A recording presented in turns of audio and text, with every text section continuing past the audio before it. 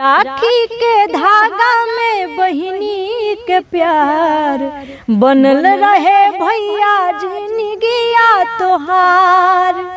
लेके जन्म जब धरतिया पे आई, जन्म जन्म ला भैया तोहरे के पाई।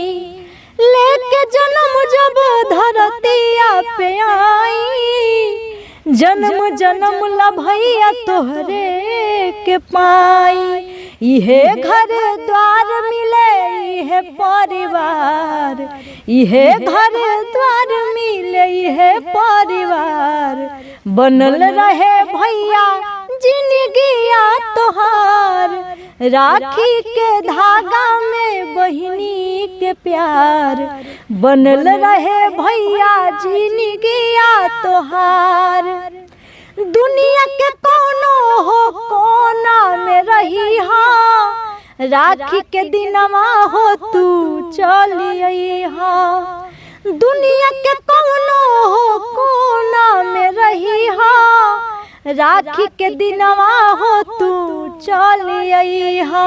बहिनी के देत रही है सही तू प्यार, बहिनी के देत रही है सही तू प्यार बनल रहे भैया जिंदगिया तोहार।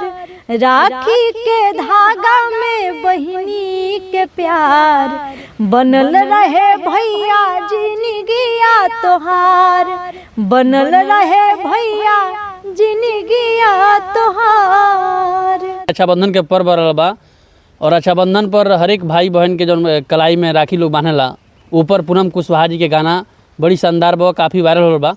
तो हम चाहें कि रक्षाबंधन के भी गीत सुनाई हमारे दर्शक के। सबसे पहले तो रक्षाबंधन के ढेर सारा शुभकामना, जितना भी भाई बहन लोग बाटे सब करा के हम रक्षाबंधन के ढेर सारा शुभकामना देतानी। बहुत बहुत बधाई रहुआ लोग के।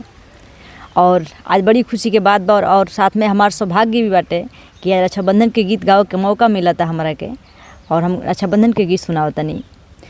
राखी के धागा में बहिनी के प्यार, राखी के धागा में बहिनी के प्यार बनल रहे भैया जिंदगिया तोहार। क्या बात है? राखी के धागा में बहिनी के प्यार बनल रहे भैया जिंदगिया तोहार।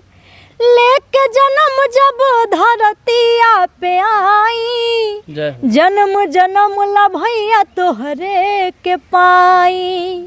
लेके जन्म जब धरतिया पे आई, जन्म जन्म ला भैया